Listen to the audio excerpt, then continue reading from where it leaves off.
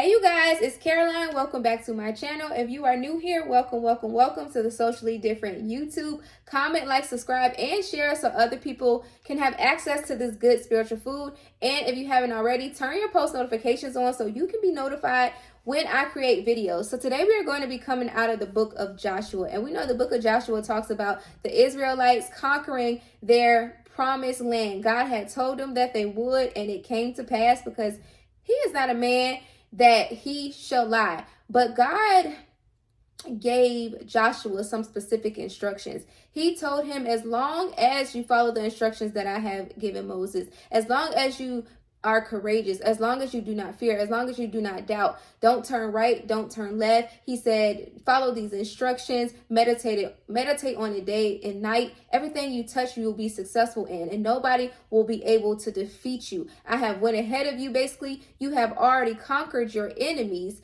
I just need you to be my hands and feet and be obedient. And as I'm reading through this, like, God is like, run the play the way that I have told you. And that's what we're going to name this video. Run the play the way that I have told you. Because sometimes even in our life, so I'm an entrepreneur, I do ministry. You know, maybe you're an entrepreneur, maybe you're in ministry, maybe you have a corporate job, in your personal life. Sometimes we like to deviate from the plan that God has given us because of fear, because of doubt. Sometimes we feel inadequate. We can't see what's over the mountain, the unknown. Sometimes we like to deviate from the plan that God has given us.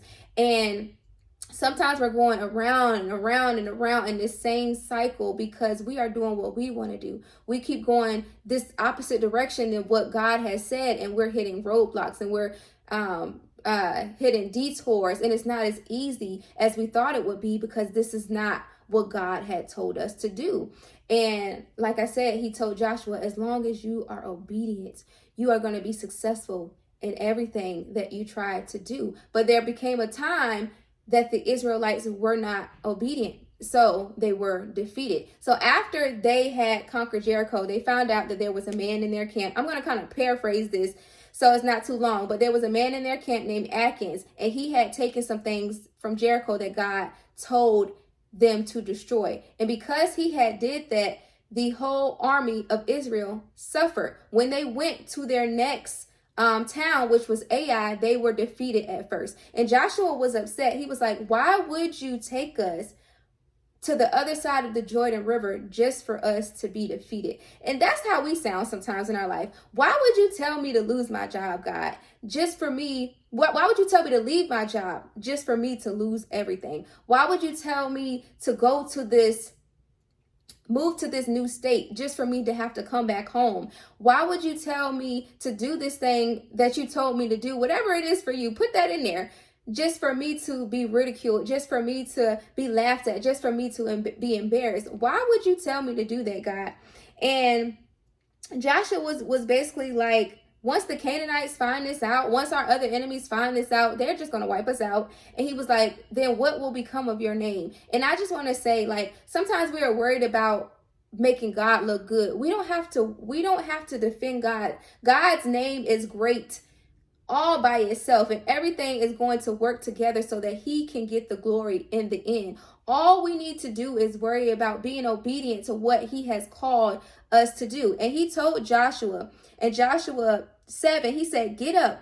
Why are you laying on your face like this? Israel has sinned and broken my covenant. They have stolen some of the things that I have commanded must be set apart from me.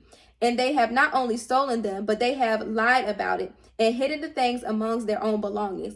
This is why the Israelites are running from their enemies in defeat. From now on, Israel itself has been set apart for destruction. I will not remain with you any longer unless you destroy the things among you that were set apart for destruction. And I want to say this, sometimes God has us in situations, like I said, leaving your job just to lose everything. God, sometimes he has us in situations so that he can birth something in us, so that he can pull something out of us, so that he can prune something, so that he can teach us how to steward well with the new things that he is going to give us. But sometimes we are in situations because we have been disobedient to what God has told us to do. Like he told the Israelites, like, you are set apart for destruction now, and I will not save you until you make this thing that you have done straight. And so Atkins was basically destroyed. He was stoned. He had to confess and all of these things. And once that happened, the Israel army was cleared to defeat Ai. So let's go to Joshua 8. In Joshua 8:2, it says, "You will destroy them as you destroyed Jericho and its king. But this time you may keep the plunder and the livestock for yourself.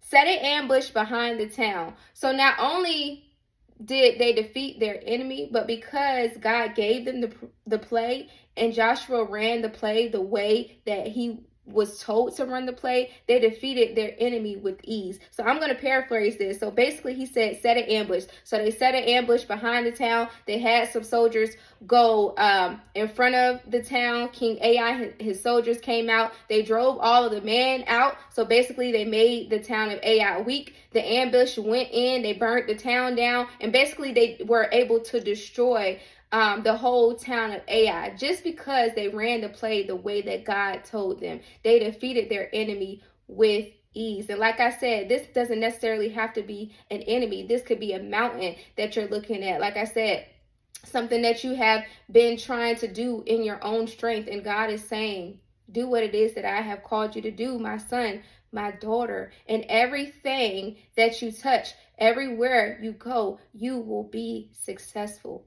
So I hope that this has helped someone, because when God was telling me that as I was reading it, run the play the way that I have told you, it really lit a fire up under me. But God's will is the best will, and we have to continue to be obedient to what it is that he has called us to do, because he has great plans for our life, plans to prosper us, not to harm us, plans to give us a good hope in the future. His will is the best will. As long as we keep trying to do things in our strength, as long as we keep trying to do things the way that we want to do them, we're going to be in a continuous cycle of defeat. We're going to be in a continuous cycle of failure. We're going to be in a continuous cycle of battling within ourselves. So do what it is that God has told you to do. And I hope that I could encourage somebody today. I love you all. Like I said, comment, like, subscribe, and share. And I will see you guys on the next one.